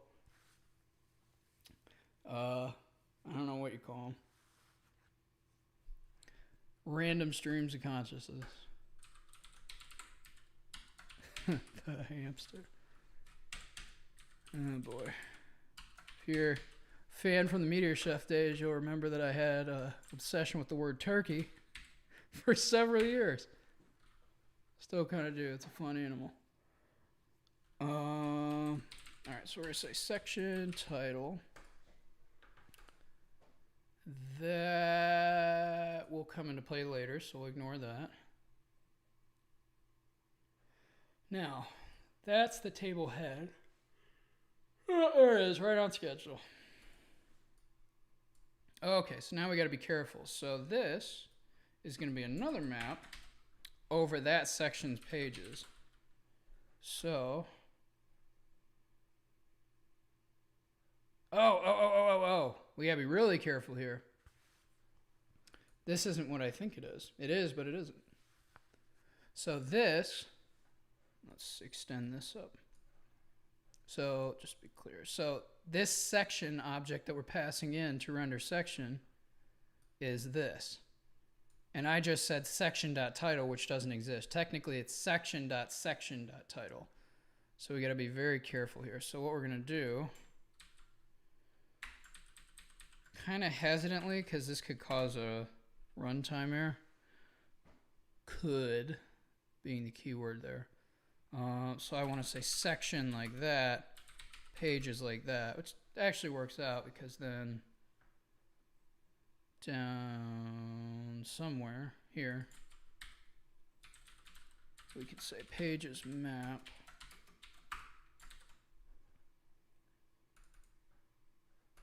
There you go.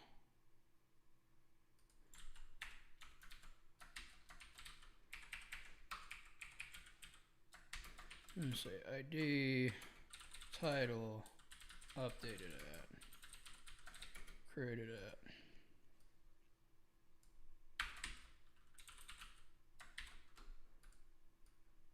Same thing with these dates. We'll come back to this as soon as we get verification that this is working.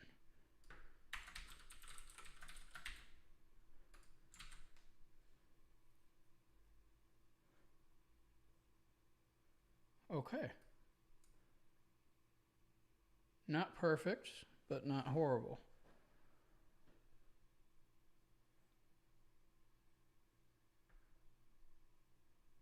Do we still have hard-coded stuff? I think we do. And that would make some sense out of the chaos. Yes, we do. Yeah, okay. I was gonna say, the code's not that bad.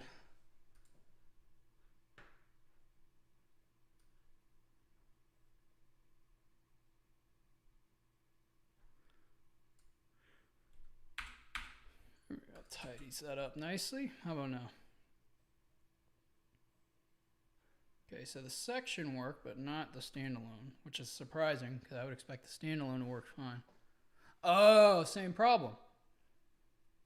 Okay, so here I did this, but again, we have a nested page that we're not respecting, so none of that stuff exists. So it is rendering. Notice how it's an empty row. It's rendering it, but it doesn't know what to do with it. And it looks like we have like a phantom section as well. Where is that? That one's going to bug me.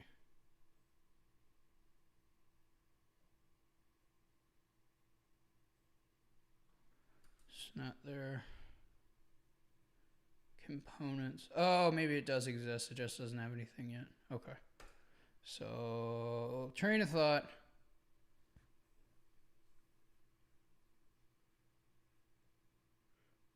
What do they call hamster food? Is it just hamster food or like nutrition pellets? That's what they're going to be feeding us soon. Nutrition pellets. Get in the pod and eat the bugs. What a life.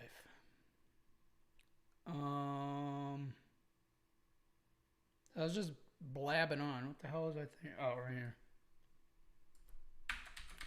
Page. Does that do it? There you go. Okay, so the only thing I don't like is this components, but I think that's actually correct at the data level. So what do we got? We got that one.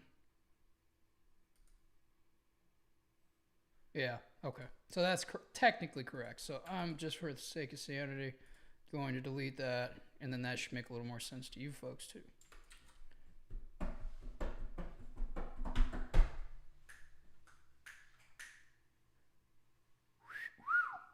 Look at that.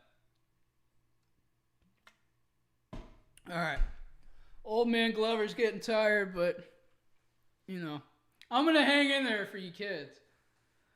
You know, I gotta go to my bedtime. You know, brush my teeth. I might do some reading. Put on a little nightlight, you know. Cuddle up in bed. Oh, that actually sounds really nice. Judge me however you want to judge me. I don't care. Okay, so let's do those dates. So the thing I was hinting at, yeah, I'm still in the right file. I think I have that in here. Yes, I do. So I have a little file in. Now yours in the Next.js boilerplate should have quite a few more helpers. Yeah, actually we got to add one. So this is a great time to go to GitHub. We'll just pull it from the project. So if we go to lib at the root of the project and then dates. Oh, you don't have it either. Where did I do that? Is that in the site?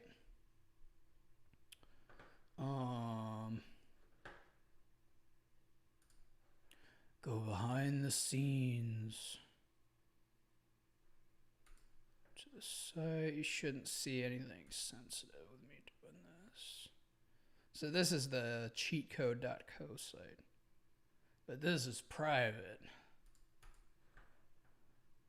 That's what I wanted time ago. I did this one a little bit differently because this one is, again, it's built in the same prototype way. Yeah, that's what we want. And so the reason I had to do that too is it wasn't just adding an extra function. The way the dates library I'm using, day.js, works is you have to extend it, and it does that intentionally, so that's a little more performant in terms of the file size load. So you import what you need and leave the rest of the library out, which I kind of like.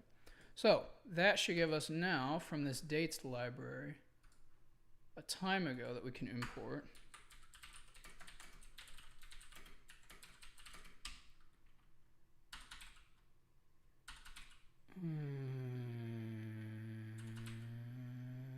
Lib dates. Now, if I can find the renders, there we go. We can just do that, and it should give us back a nice, pretty timestamp.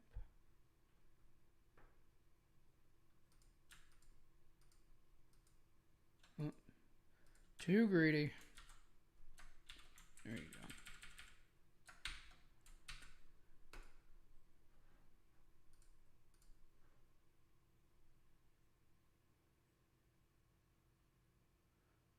Maybe. 7 days ago. Oh, I guess, yeah, we did. This is the one we just did. Okay. So now, for the tricky part. So what time is it? 9?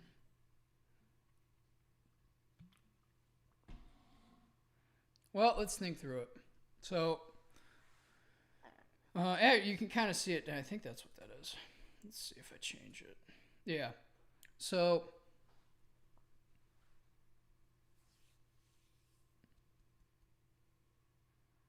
that's going to be a bit of a thinker. I don't know if I got the juice for that. So, the problem that we have to solve for is, again, we're mixing together pages, sections, and then sections have pages. So we need to know when we drag something, where is it going?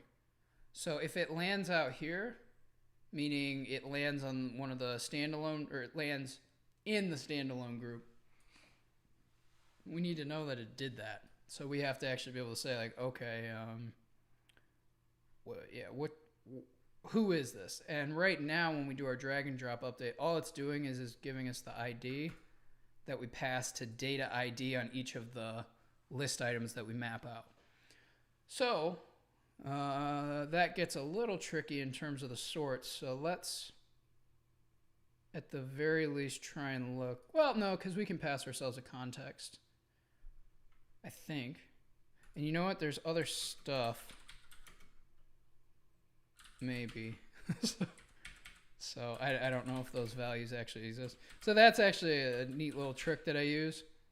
And when I'm too lazy to go look at the documentation for something, I'll just put placeholder words for where arguments would be and then see if those arguments contain the thing that I'm after and then rename it to the proper term.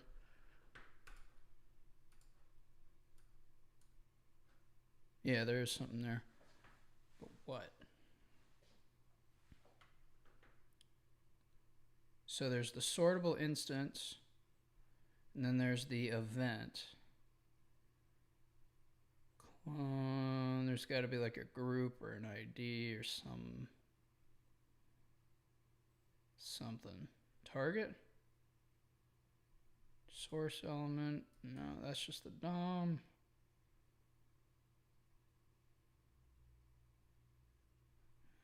Is it inside of here?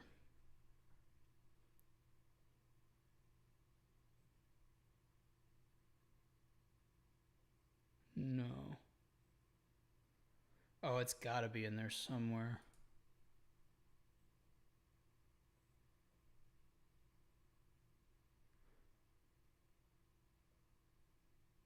If not, we can make this up. I'm not looking for anything specific. I'm just looking for something that's going to reference. Okay, so I gotta fold and say, let's look at the sortable JS docs, because I don't remember. Is it this one I like? No, maybe. Yeah, this one. Does it allow us to set an ID? That's what I'm looking for.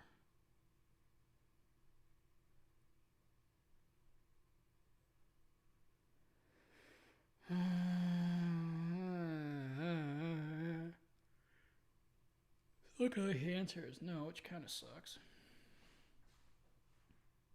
Oh, well, you know what? We can. This is a little ghetto, but we can.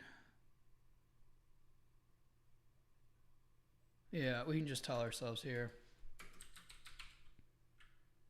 No, we can't. Never mind. Because it's bouncing. Well, son of a bitch. It's bouncing all over the place, so we don't know which one it's landing on. Oh, well, I'm an idiot. Never forget that. Complete idiot. Because we have it right there. We know it's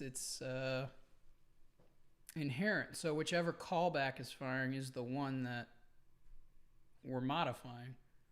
Duh. So, I swear. I think one of my parents dropped me on my head. So we got pages. So that's our order, and then we have. Do we want to be fancy and say it's a destination? I hate when they say that. Welcome to your destination. I don't know why. Just a curmudgeon. I generally have a disdain for fake behavior, especially when it comes to airlines. Sound like a crazy person. Let's use destination just so later when we come back, I'll have another little fit over the word destination. I call lunatic. Okay, yeah, destination. So destination in this case is what? Well, let's use the same terminology. So, no, I'm not gonna do that. I was gonna say set it to standalone true false, and it's like that's not gonna make sense in this context well enough. And I don't have the patience for that nightmare. Yeah, we can get away with this. So here, let's change this log, and we'll verify this is the correct idea. So we'll say destination is section. Yeah, we're good. We're good. It's all okay. It's all right. I know where we are.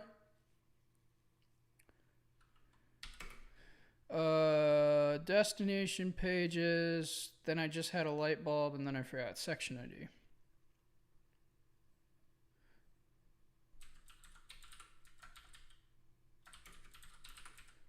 Yeah, that'll work. Because now that tells us, okay, we're trying to aim for a section. If we're aiming for a section, we do our database hit. Well, what's the section ID that we're changing or moving this into? What are the IDs? And then the order is inferred from the order of the array. So that'll work. Should work.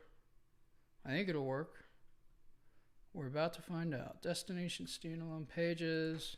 And just for good measure, I'm just going to say section ID null down here. I shouldn't have to do that, but that'll keep our API nice and clean, consistent. All right, so let's nuke our console. Nice. Oh, wait. Hold on. So I'm going to standalone.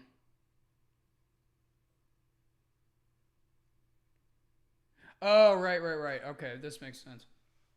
So when one list is changing, the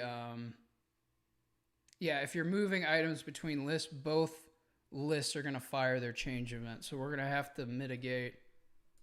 We're going to have to mitigate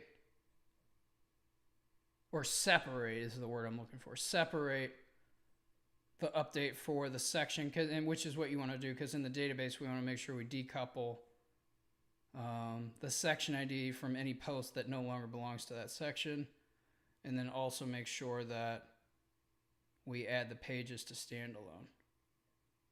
We might be able to ignore that too. So if we reverse this, pull that down in, so now standalone goes to 1, and the destination goes to 2. Technically correct, but it looks a little weird because we're not actually doing the update, so it doesn't sync. So I'm gonna say let's tap out there, because that's gonna involve some thinking that I don't have the energy for. But that's a really good starting point for next time. And then let's go and look at our to-do list here.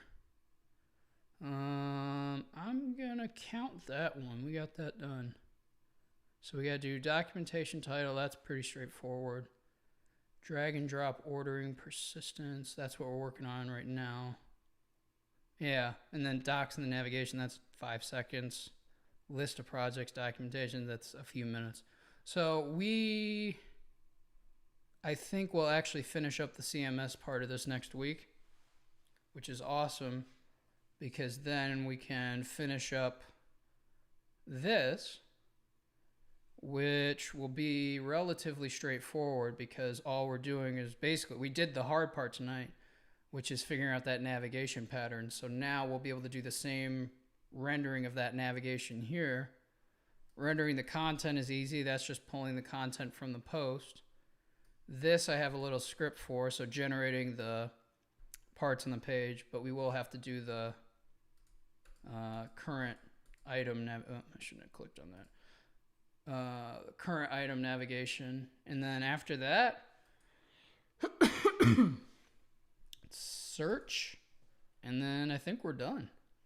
So I think we've got, maybe I would call it 2 to 3 more streams on this, so we should be done before the end of the month, and actually see this ship into production. And I'm debating doing one of the streams on let me kick back here. One of the streams on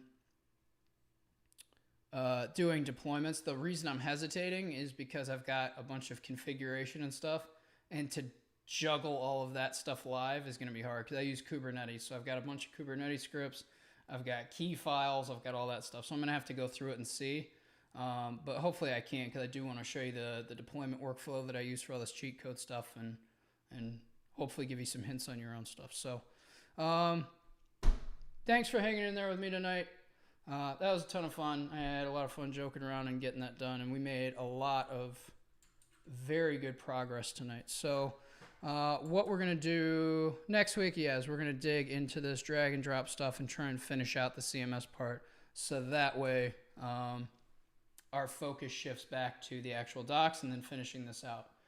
And then we're going to build something else, because these live streams are going to keep happening. So if you haven't already, make sure to hit the subscribe button down below and hit the notification bell too, because as soon as I go live, you can jump on, even if it's just for a few minutes, hang out, push that like button just so I know that you guys are watching, and keep me going. But What I would also say is between now and the end of this, I'd like to hear your thoughts on what you want to build next. So this one was just kind of a low-hanging fruit one for me just to get warmed up to doing this. But now I'm pretty comfortable with it, so I want to hear what you guys want to build. So different app ideas. Like one idea I've got is building a social network, kind of like a Twitter, but like doing it like a real app, not just doing like a, you know what I'm talking about, like those kind of like contrived apps that aren't that good. I don't want to do that, like actually design it, and I do have a design for something like that we could use. And I've also got a fun idea that's really abstract. I don't know if it'll work, so it may be kind of a goose chase, but doing like a programmer's notebook type of thing would be kind of fun. So I don't know. Let me know down in the comments what you think, what you want to see, if there's anything special that you want to learn or know how to build. And we will keep chugging with these live streams and build stuff out. So that's going to do it for me, folks. Thanks for tuning in tonight.